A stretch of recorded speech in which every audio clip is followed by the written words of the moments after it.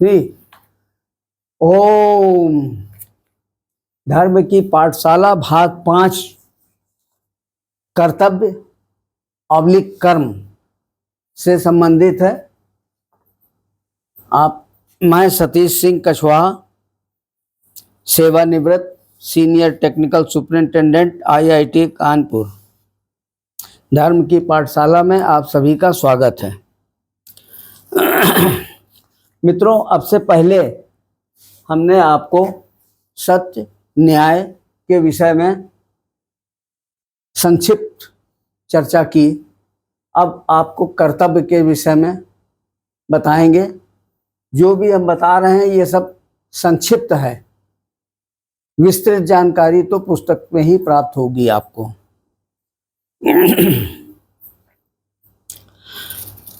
अब हम कर्तव्य या कर्म के विषय में बताएंगे और विभाग के संदर्भ में भी बताएंगे, इसके क्या क्या विभाग हैं।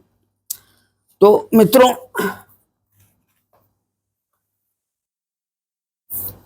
देखिए, सा प्लस ना प्लस तन बराबर हुआ सनातन।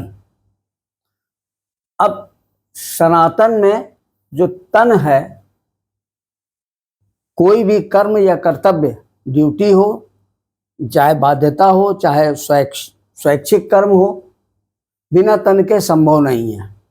तन बिन होए न कर्म। अब सवाल यह है कि तन है तो कर्तव्य और कर्म क्या है। कर्तव्य में हम वैसे बता चुके हैं कि कर्तव्य जो है वो हमारा, इसमें बाध्यता है कि कर्म आपको करना ही है। सनातन में, हमारे धर्म ग्रंथों में कर्तव्य को ही महत्व दिया गया, कर्तव्य की ही प्रधानता है। लेकिन अब कर्म उसी का एक पार्ट है। तो कर्म में ऑटोनोमी है।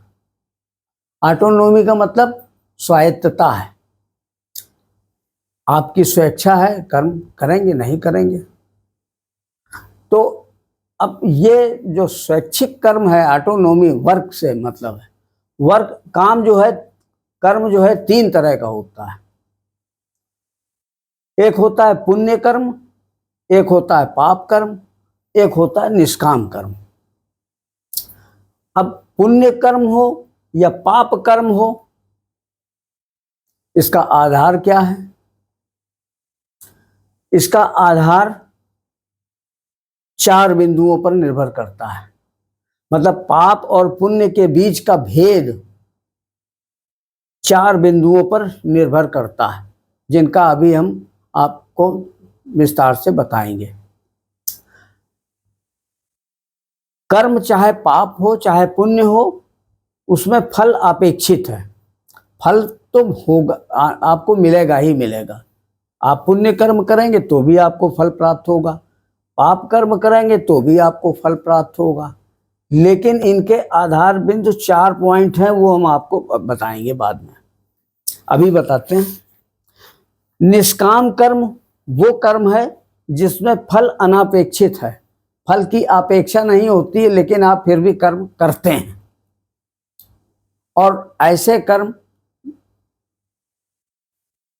आपके प्रारब्ध में जुड़ जाते हैं। उनके फल जो है, फल तो यहाँ भी निश्चित है। आप निष्काम कर्म करेंगे, फल तो वहां भी प्राप्त होगा, लेकिन आपकी अपेक्षा नहीं थी, लेकिन फल उसमें निहित है, मिलेगा। और वो अनापेक्षित फल आपके प्रारब्ध में संचय किया जाता है, संचित हो जाता है। और वो संचित फल जो है आपको उसका प्रारब्ध में संचित हो जाता है। तो अब हम आपको बताने जा रहे हैं कि पुण्य और पाप के बीच का भेद क्या है। उसके 4 आधार बिंदु हैं। मित्रों, ऐसे तो सामान्यतः इनकी व्याख्या बड़ा मुश्किल काम है। उपरोक्त 3 कर्मों में की व्याख्या अत्यंत कठिन है। यद्यपि साधु संत महात्मा आदि अपने प्रवचनों में बताते तो अवश्य हैं, किंतु उपरोक्त कर्मों के रहस्यात्मक आधार बिंदु क्या हैं नहीं बताते हैं। इस पर चर्चा करते भी नहीं है। जैसे जीव हत्या पाप है, मांस भक्षण पाप है, किंतु सधना कसाई को धर्मात्मा की उपाधि संज्ञा दी गई है धर्म ग्रंथों में। आत्मरक्षा हेतु हत्या निष्पाप है, और हमारे ऊपर कोई अगर हमला करने आया है और हमने अपनी आत्मरक्षा के लिए रक्षा में उसकी हत्या हो जाती है तो वो निष्पाप है। हमारा भारतीय संविधान जो है उसमें आईपीसी इंडियन पैनल कोड और सीआरपीसी क्रिमिनल पैनल कोड में भी ये चीज़ दर्शाई गई है कि आत्मरक्षा में अगर हत्या हो जाती है किसी दूसरे की तो वो अपराध नहीं माना जाता है। वैसे भी सामान्य तौर पर प्राकृतिक नियम है, प्रत्येक प्राणी जीव जंतु लेकर मनुष्य कोई भी हो XYZ, प्रत्येक प्राणी को अपनी आत्मरक्षा करने का पूरा अधिकार है। अब पाप में क्या है?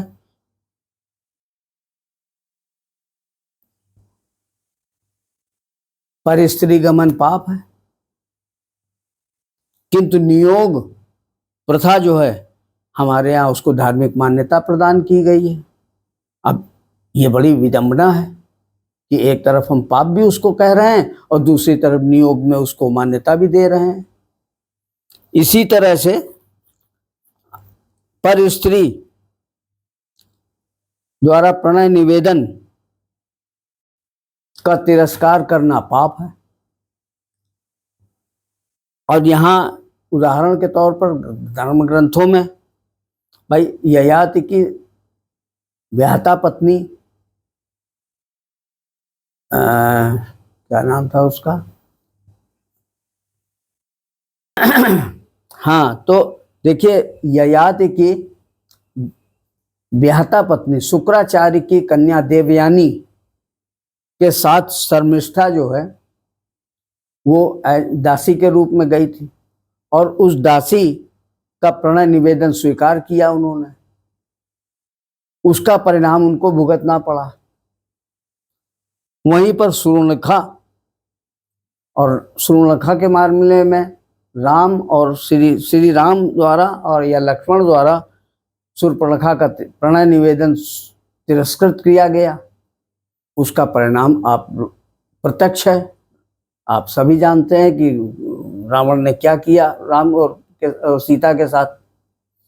तो ये बड़ी विडंबना है और बड़ी विषम परिस्थिति है इसको डिफाइन करना कि कहाँ पाप है कहाँ पुण्य है, किसको हम पाप की श्रेणी में रखेंगे किसको पुण्य की